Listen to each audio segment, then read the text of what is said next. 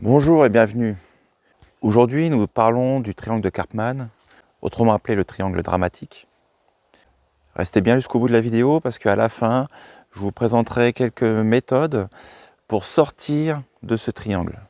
Alors, vous vous sentez victime, vous vous sentez l'âme d'un sauveur, on vous colle souvent l'étiquette du persécuteur. Eh bien, nous voilà dans le triangle de Karpman. Alors le triangle de Karpman, le triangle dramatique, c'est un jeu psychologique qui peut exister entre deux personnes ou trois.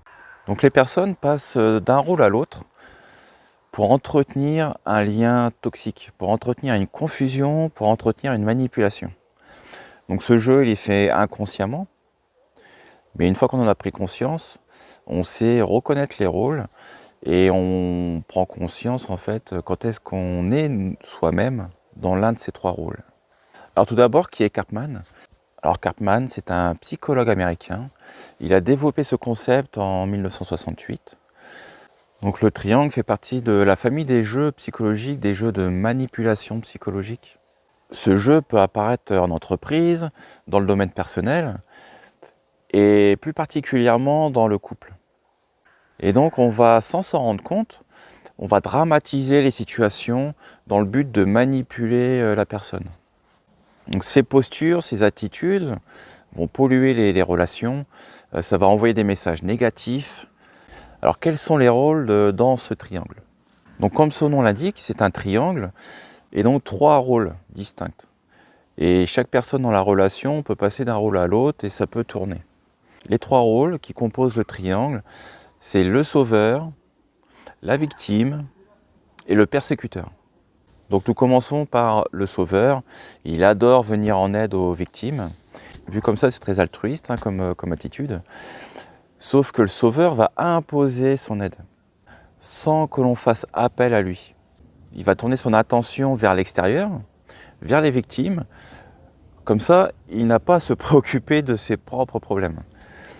Donc c'est une façon qu'il a de détourner son attention, d'imposer, de dire moi je sais comment t'aider, je sais comment faut faire. Il n'a pas confiance en la victime en fait. Parce qu'il pense que la victime n'est pas capable de s'en sortir toute seule. Donc il va venir avec ses méthodes, ses outils, sa façon de faire, il va lui imposer.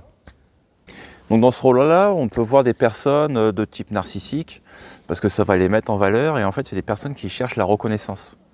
Comme elle impose ses méthodes, elle impose son aide, du coup ça fait une personne intrusive, et voire même étouffante. Ce qui déclenche une mauvaise perception de ses actes et ça peut déclencher des conflits. Alors bien sûr, si le sauveur va vers la victime, ça renforce la position de victime parce que le sauveur pense que la victime n'est pas capable de s'en sortir toute seule, qu'elle n'a pas les outils, les clés pour s'en sortir toute seule. Donc la victime, ça va la maintenir dans son rôle de victime.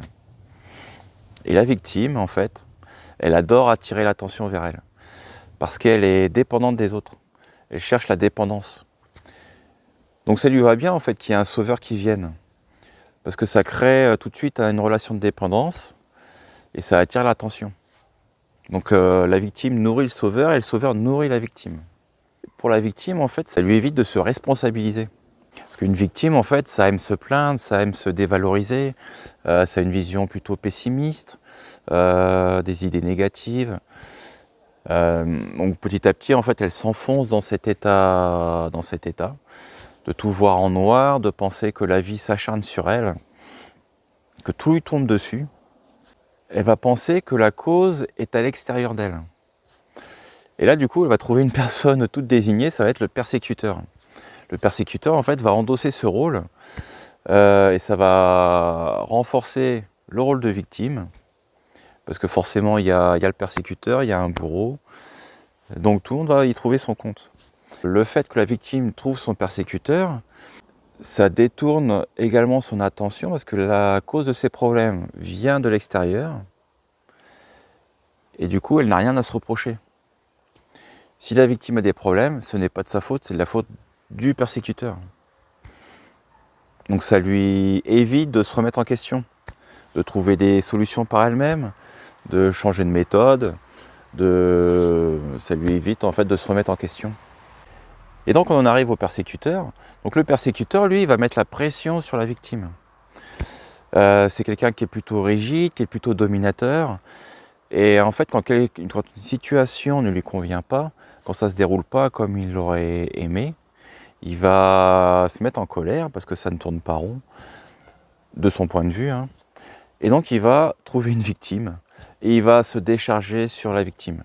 Ça va lui permettre de se décharger sa colère, ses tensions. Il va pardonner aucun écart et il va aimer rabaisser les autres en fait. Il va aimer rabaisser la victime. Donc pareil, la victime, elle, ça renforce son rôle parce qu'elle a tendance à tout voir en noir. Donc elle va accueillir le persécuteur. Et le persécuteur, lui, va prendre plaisir à écraser les autres parce qu'il pense qu'en écrasant les autres, il va se valoriser. Il va pouvoir les dominer plus facilement. Et donc il utilise des coups bas pour libérer sa colère. Il aime exercer son pouvoir sur les autres. Donc voilà les 3 rôles. Et vous voyez en fait que chaque rôle interagit avec un autre et chaque rôle renforce le rôle de l'autre. Donc c'est vraiment un triangle connecté, hein. Les 3 personnes sont connectées entre elles, se rassurent, se renforcent. Donc c'est difficile d'en sortir. Les personnes peuvent passer d'un rôle à l'autre, à tour de rôle, en fonction de leur intérêt. Donc ça permet vraiment de rentrer dans un jeu psychologique pour brouiller les pistes, pour mieux manipuler. Et donc dans ce triangle-là, dans les cas extrêmes, on peut retrouver des personnalités de pervers narcissiques qui aiment passer d'un rôle à l'autre pour brouiller les pistes et ils mettent en place donc des stratagèmes psychologiques pour contrôler la relation. Et bien sûr, ils savent passer d'un rôle à l'autre avec une grande habileté. Donc maintenant, on arrive aux astuces de cette vidéo qui va vous permettre de sortir de ce jeu dramatique. Donc il y a plusieurs étapes. Première étape, il faut déjà prendre conscience que l'on joue un de ces rôles, ou les 3.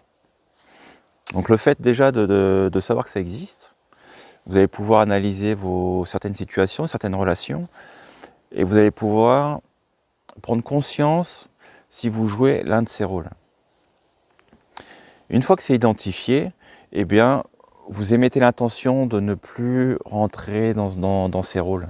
Les problèmes ne viennent pas de l'extérieur, ils viennent de l'intérieur.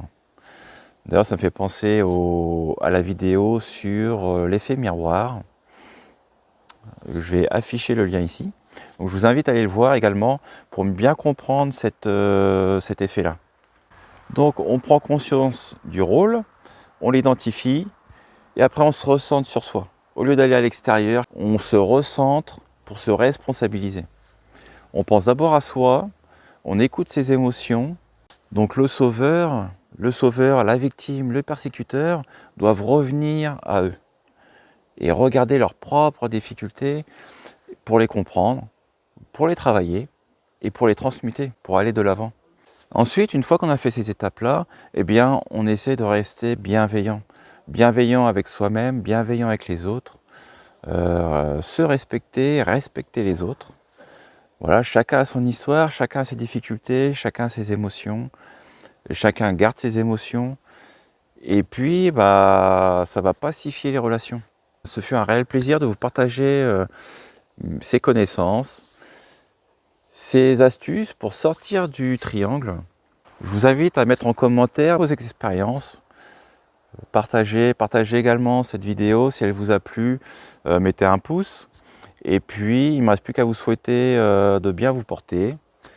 Et ciao, bye bye, à la prochaine.